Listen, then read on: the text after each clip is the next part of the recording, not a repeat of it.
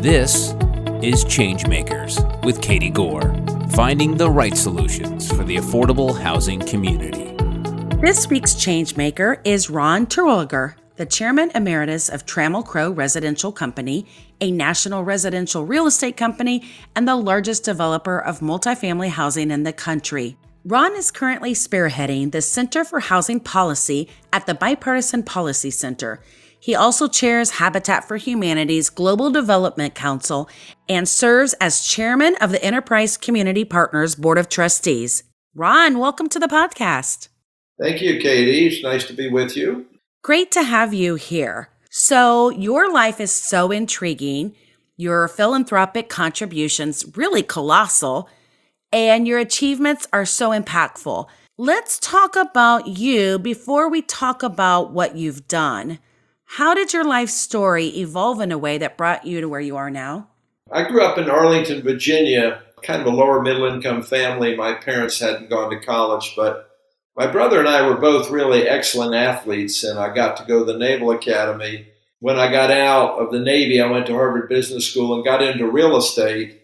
To my surprise, made a lot of money. And so as I tell my life story, when I became the age of 55 and realized I was worth over $100 million, I decided to think really hard about how to deploy the good fortune I had had, totally unexpected. And since my wealth comes primarily from housing, mostly from rental housing, although I've done for sale housing and community development and resort development, I thought I would give back of my time and of my treasure, mostly in the housing field, although I'm currently the chairman of the Naval Academy Foundation, and I've given the Naval Academy a lot of money too, as you know. But housing kind of seems to be where I can contribute the most. And as I say to people, we're talking about shelter here. And unfortunately, too many people don't seem to know what a crisis exists today in the United States, much less worldwide, in providing a simple, decent, affordable home to a family. You mentioned that you had attended the United States Naval Academy. And before we get on to the affordable housing aspect of what you're doing, I would be remiss if I didn't highlight your naval service, and we thank you for that. I have some Navy influence in my own life. My grandfather, father, brother, and now even my son has signed a Navy contract and is attending the Citadel.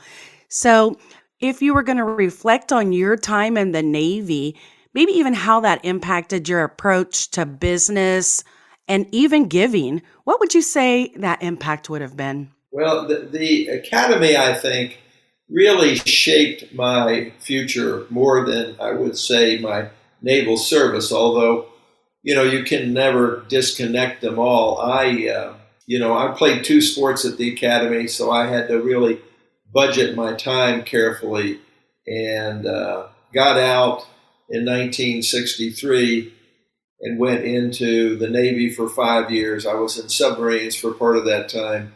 I was a supply officer, which ultimately resulted in my getting out and going to business school.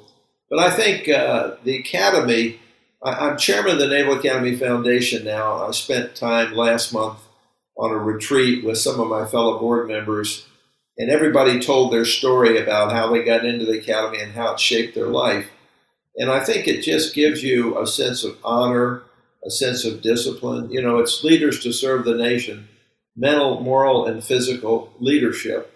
And I think Academy grads have an edge coming out of school because of what they went through and the leadership aspects of it. So I think that shaped my life. And, I never knew anything about business because my dad never went to college. So I had to figure out where I wanted to go.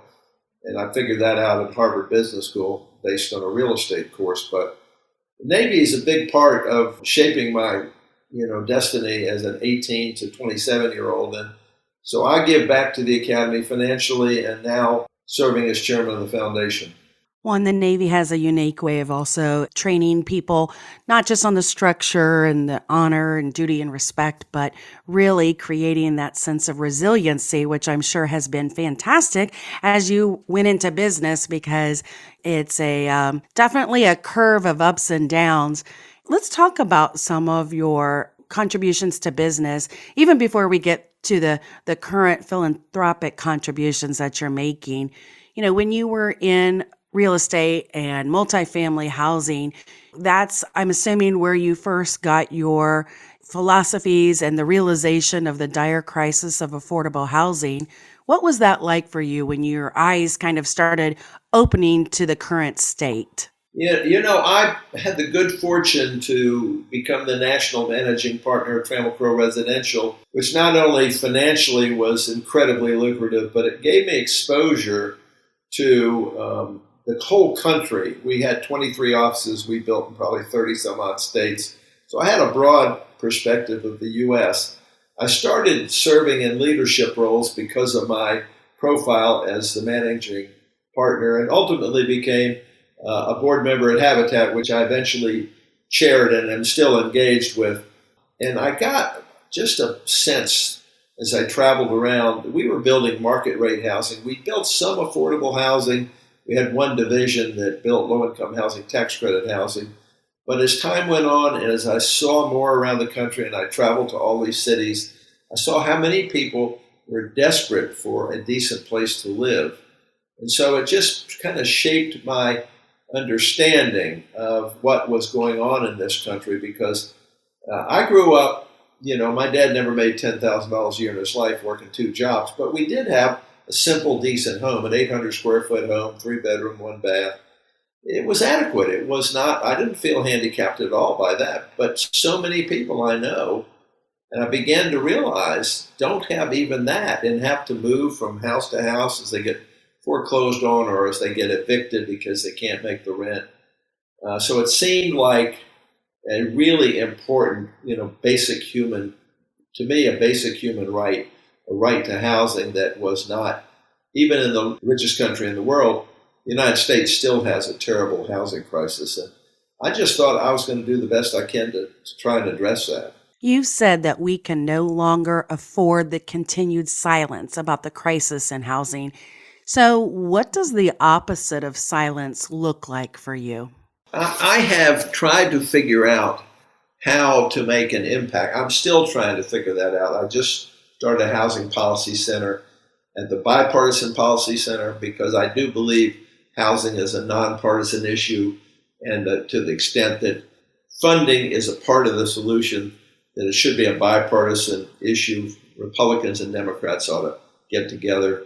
I spent 3 years walking the halls of Congress. I created a foundation. Once I realized how bad things were, I actually learned about the magnitude of the crisis as much from giving a speech at Harvard. First one, it wasn't a government, former HUD secretary.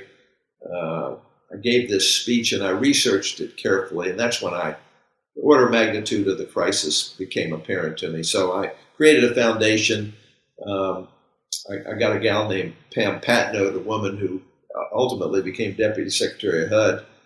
And we started talking to congressmen about the problem. And what I was astounded to find out was, with really one exception, Chris Coons, who's a Democrat from Delaware, didn't seem like anybody really understood that we had a housing crisis in the country. I'm probably overstating it, but we did a lot of research to point out what the crisis was, why it mattered, and then we had to come up with ideas as to what you could do about it. And what you can do about it is to either help build more affordable homes, which, by the way, is becoming harder and harder as construction costs and land costs are escalating. You have to find a way to supplement the income of residents, and that's what the voucher system does.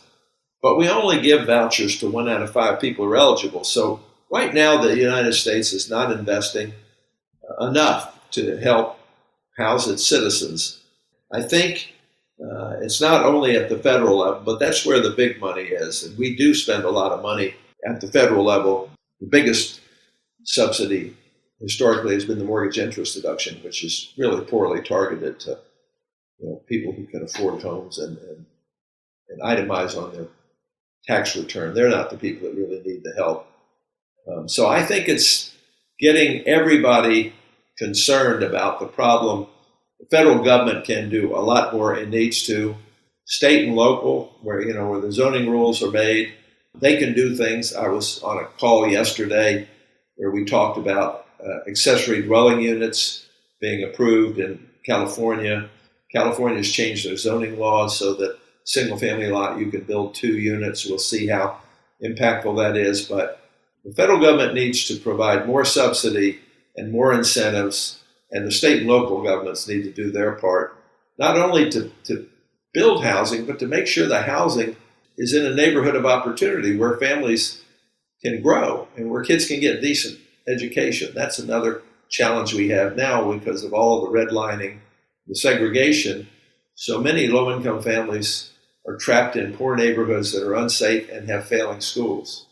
So you've mentioned increase the supply, provide subsidies and adequate funding for the existing structure.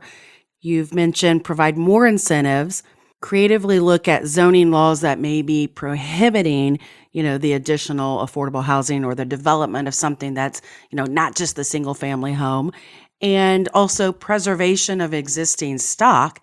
And that has been the housing platform or the roadmap, if you will, for many people who have been in this industry for quite some time.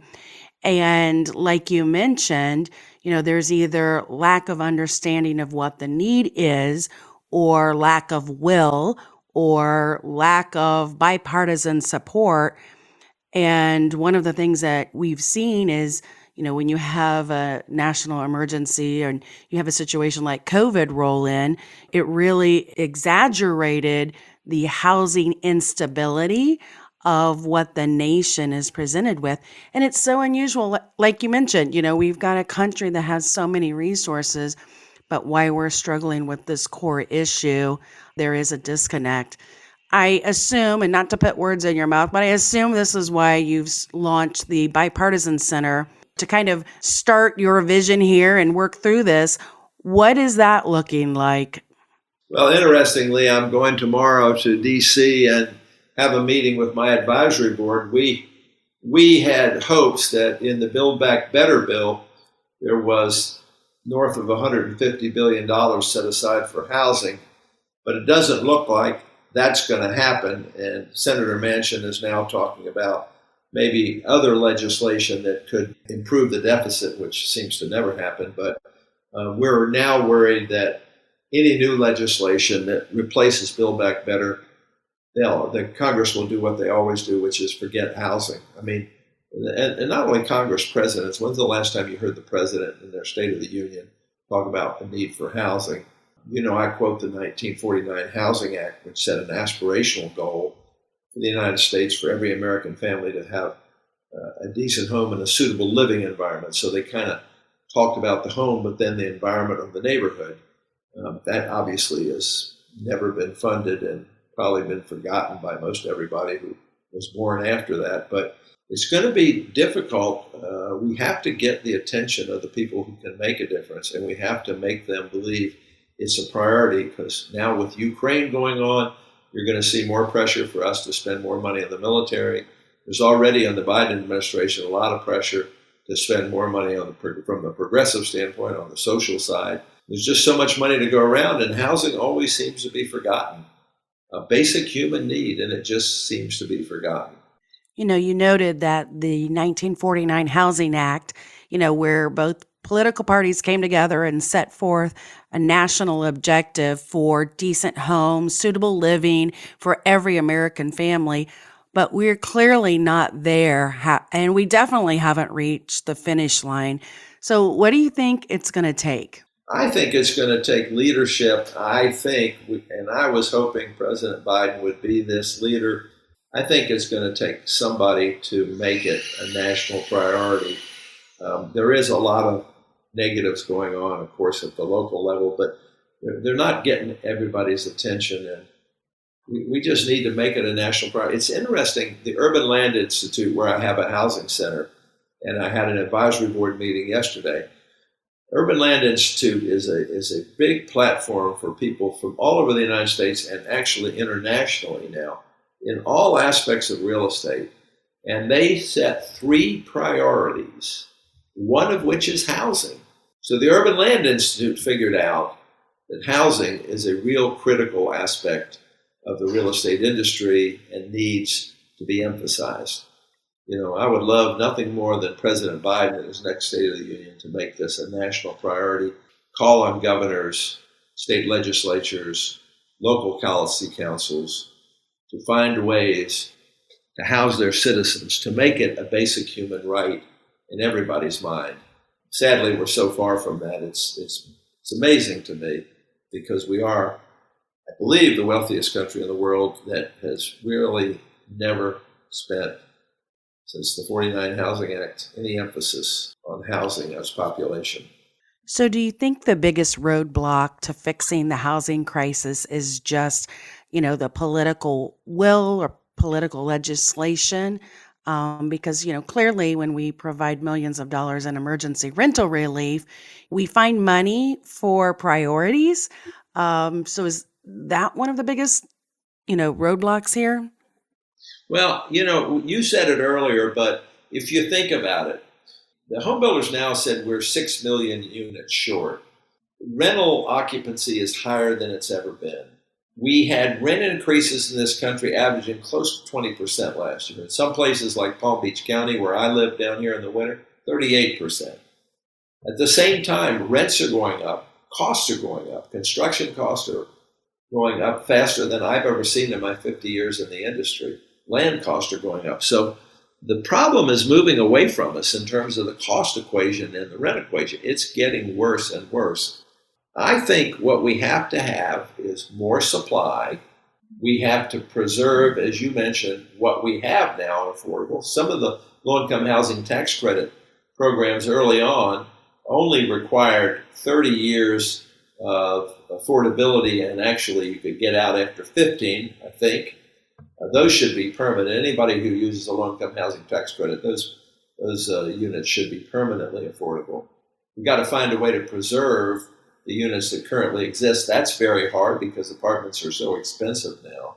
So we've got to build more that's affordable and stays affordable, preserve what we've got, and then I think we're not going to get there unless we add to the demand side. So the vouchers today, which could be modified to be more landlord-friendly, supplement what people's income is. They pay 30%, and the vouchers then move from 30% up to market rents. I think we're going to have to dramatically increase what we call the demand-side subsidies. And then if everybody at the local level would do their part, stop exclusionary zoning, allow accessory dwelling units, get creative like California is trying to do with allowing more density.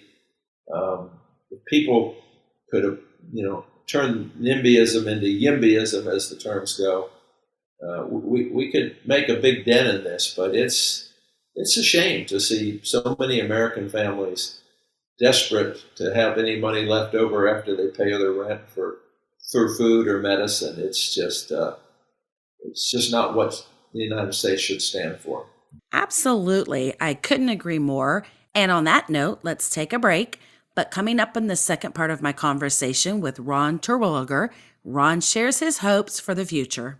What I want for the world is a world in which everyone has a decent, affordable place to live in an opportunity neighborhood that is safe, has good schools, has access to medical care and nutritional food, and it would be fantastic if we could ever get there.